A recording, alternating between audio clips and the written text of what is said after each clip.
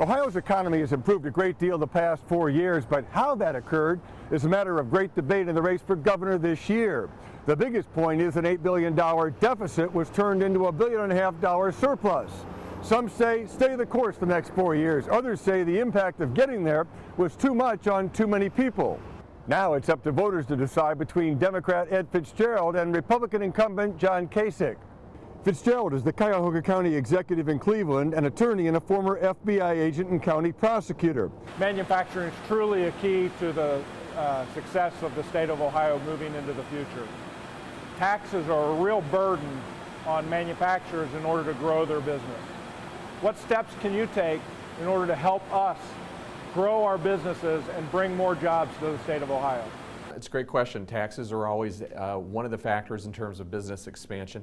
I would just say this, I have worked as a mayor and as a county official, and both times I was able to balance my budget by living within our means and making government more efficient. The private sector knows how to make things efficient. It's time for the government to do the same thing. We haven't seen that happen, unfortunately, in Ohio in the last 4 years. Although they have cut some income taxes, they have funded that by pushing all those costs down to local communities, which has caused property taxes to absolutely spiral out of control in Ohio.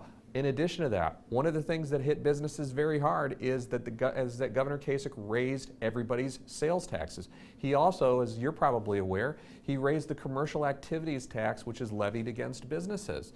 And now he's campaigning saying that he's cut taxes, but he's not disclosing all the taxes that he raised. And a lot of those taxes have increased the cost of doing business. The last thing I would just say, in order to be competitive, we have to have a trained workforce. We have to start taking some of that state revenue that Governor Kasich is spending and actually put it into training our workforce. We have too many kids coming out of high school who aren't going on to college, but they're also not getting technical trainings so they can fill the kind of jobs that manufacturers need to be competitive in a global marketplace. It seems that the gap between low-income and higher-income people is growing, and some citizens are falling through the cracks. What will you do as governor to provide a safety net for those who are truly disadvantaged and need a helping hand?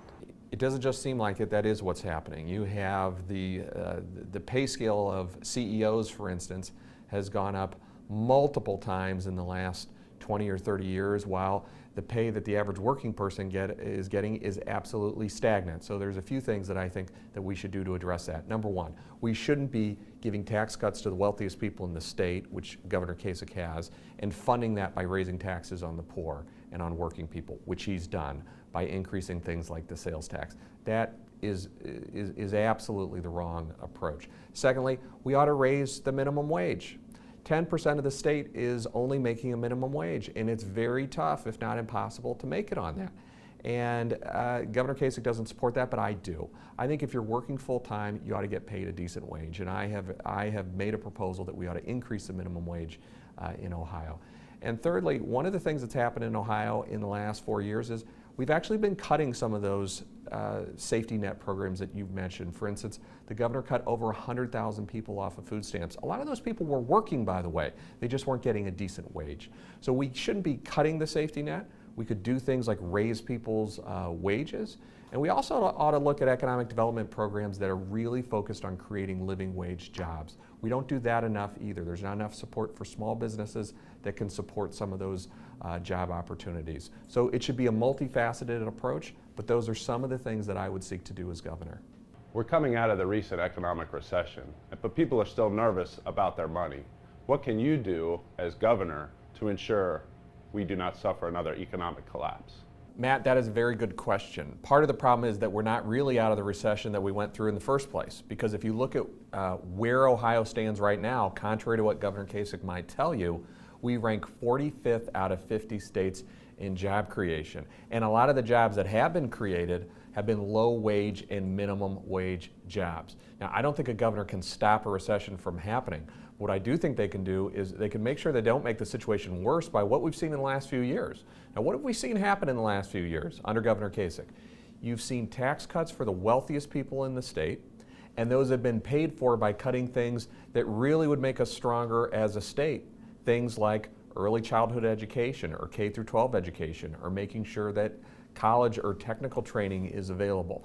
Those are the kind of things that will prepare our workforce so that next time we really face tough economic crisis, we'll be able to bounce back a lot stronger than we have this time. We have 23 months in a row right now of being below the national average in job creation. That's because we're neglecting those basic services, including right here in the Cincinnati area in particular. Currently, charter schools have fewer restrictions in the operation of their schools, such as a more flexible school day and staffing approaches. What is your position in easing some of the requirements for all public schools so that greater innovative ideas and approaches can be considered? Well, I think it's important, Doctor, to give our teachers the resources they need, the tools they need, and the flexibility that they need. I think that's entirely reasonable. And I also do not agree that charter schools, particularly for-profit charter schools, should be held unaccountable in a way that public schools are not. We've had this situation that's gone on in Ohio where now we are on pace to spend almost $1 billion on charter schools, and a lot of them have, I won't even say a mixed record, a lot of them have just been absolute disasters. Some of the poorest performing schools in Ohio are for-profit charter schools.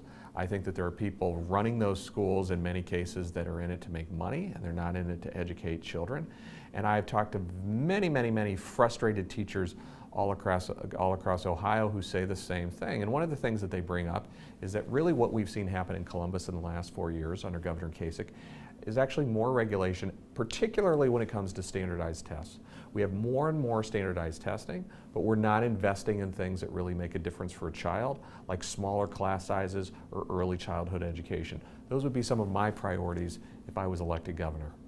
What specific plans do you have in creating new programs for inner city youth that they might be able to take advantage of opportunities to advance their educational endeavors and have jobs and opportunities where they won't be caught up in crime? I'd say a couple things. First of all, what we know for sure is if a child gets to the end of their high school period of time and they're not getting some kind of advanced vocational training or they're not headed to college, the chances of that child being anything other than a minimum wage worker are pretty low. So we've got to make sure that we start with an early childhood education system that gets that child on a productive educational track from a very early age. Actually, Cincinnati area has done a lot with early childhood education. Unfortunately, the state of Ohio is one of the worst states in the country in terms of supporting those efforts. So you've had the Strive effort that has happened here in Cincinnati. Very little state support for that. The state could do more for that. And then at the same time, we've got to make post-high school education, because it's all about opportunity. People go into crime and non-productive activities when they don't feel like they have a shot in the real economy. And so providing higher education that's affordable is a part of it. One of the things we've done in my county that I have proposed that we do statewide is every single child in my county has a college savings account when they start kindergarten that the county sets up and trusts for them. We ought to do the same thing at the statewide level so that we send a very powerful message at a very early age to each and every child that they're special, they have potential, that we believe in their potential, and they can make it. We're not doing that in this state now, but we could and we should. In the last few years, Ohio government spending and taxing has shifted from the state to local jurisdictions, and this shift has affected these communities. Should this trend continue? Why or why not? Absolutely not. It's one of my main issues in this campaign. We have had a state government under John Kasich that's spending more money than ever. The budget went from about $50 billion to $62 billion, and at the same time they cut 50% of the local government fund. That hit, by the way, the Cincinnati area very hard, well over $100 million in terms of money taken out of local communities and shipped up to Columbus. And the same thing has happened with school funding, $500 million plus that has been deducted out of K through 12 education in the last 4 years. And what this means is it all falls onto the local communities. So they have to raise their taxes or they have to cut their services while the state keeps getting bigger and bigger in terms of their budget. So you've had layoffs of police officers and firefighters, and you've had property taxes absolutely get out of control. And in my opinion, what's happening is a lot of these local communities are just not becoming viable anymore. I'll just say one more thing about it quickly too, and that is the state income tax and the state sales tax was passed originally to help local communities. Now all of a sudden, under Governor Kasich's philosophy, that money is supposed to be all for the state. I disagree with that. I think the local communities have a right to expect a share of those state revenues. That's what they were promised many years ago. that promise is being broken, I would try to restore that balance that used to exist between state funding and local funding. It's been almost 2 decades since the Ohio Supreme Court determined that it was unconstitutional to fund our schools the way that we currently do. Two-part question. One, what will you do to help schools now because they're in dire financial straits? And two, isn't it time that we find a better way of funding our public schools? Great question. It was 1997 that the Ohio Supreme Court said that our method of funding public education in this state was unconstitutional. You're exactly right. And what did they find unconstitutional about the system? It's real simple. It's not a complicated constitutional theory, real simple. That every single child in Ohio is supposed to be guaranteed an adequate education by the state.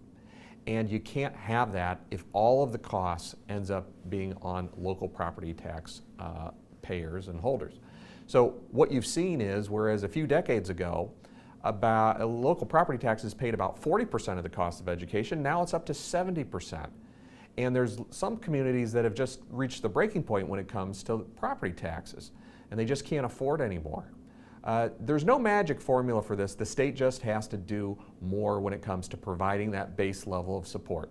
One of the things I propose in this campaign is that the state ought to pick up the cost, for instance, of early childhood education. The state could do that for $500 million. The state has also taken more than $500 million out of local schools. That's aggravated this problem. They ought to give that money back. Now, this is going on during a period of time where the state's budget has gone from $50 billion to $62 billion. It just hasn't been put into education. So there needs to be this balance between how much money does the state provide, like the Ohio Supreme Court told us in 1997, and how much should local communities, local homeowners, business owners, farmers, how much should they be stuck with the bill? And we're really out of balance right now. And unfortunately, under Governor Kasich, it's getting worse. In my opinion, the state ought to up their commitment and ought to really restore the balance that we need in order to adequately fund K through 12 education in this state, and early childhood education as well. Who's been the most important person in your life, and what has he or she done to help you get where you are today? Probably both of my parents. My father's passed away, my mother is 86, and my parents were just great role models. My dad was an Air Force veteran, served during the Korean conflict, and my mother was in the Red Cross. They met during the war and had 8 children. I was the 7th of 8 kids, and they raised all of us, including a couple that eventually settled in the Cincinnati area, but they raised all of us to just follow some basic principles: that you should work hard, that you should get an education, that you should take care of your family. But it wasn't just about how you were doing personally. You should also give a portion of your life, and a portion of your life's work ought to be to help the rest of society, whether it's people in your community or people in your country. And I've tried to live my life that way, and I've tried to pass the same values on to my 4 kids. So I owe a big debt to my parents, and I was very lucky to have them.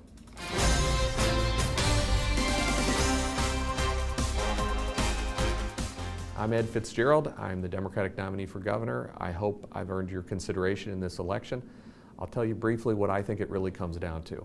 Every public official has to decide, who do they represent? Who do they really work for? Who do they stand up for? And the problem that we've had in this state in the last 4 years is John Kasich, as our governor, has stood up for people that were already doing very, very well. Almost all the decisions that have been made in the last 4 years have benefited a small group of people, not the average person. So we've had tax cuts for the wealthiest people, but middle-class people have had their taxes go up. You've had private education has benefited in some ways, but public education, K through 12 education, has been cut. We're not doing much of anything when it comes to early childhood education. Higher education is less affordable than it ever was. And when it comes to the fundamental issue of the economy, a report just came out a few days ago. We rank 45th now out of 50 states in job creation. 45th out of 50. We've had 23 months in a row where we're lagging the national average in job creation. The estimate is, folks, that 50% of this state is living paycheck to paycheck. But we have a governor that says that everything is great and that we have a miracle economy here. I don't see that. And I've tried to dedicate more than 20 years of my life to trying to make government work for regular people. First in law enforcement as a prosecutor and as a special agent with the FBI, and then trying to make local government work as a city council person, as a mayor, and as a county official. I would love to bring that same philosophy. I don't believe that government should do everything for everybody. I don't believe that. But I do believe that when state government takes a stand, it ought to take a stand for the average person, the average middle-class family, the average working person. It hasn't done that in the last 4 years, and it can. The philosophy that's been running Columbus right now has been bad for the state. It's been bad for the Cincinnati area. Cincinnati area has lost well over $100 billion because the governor has raided local funds from schools and communities and put it into his own budget. It would be great for the Cincinnati area if you had a governor that actually partnered with this great community to be even better. I think I can be that kind of governor, and I hope you'll agree and support me on November 4th. Thanks very much. Don't forget, if you plan on voting in person on Election Day, you must bring a government-issued ID, a military ID, or some sort of utility bill proving your address. Tom McKee, 9 on your side in Columbus.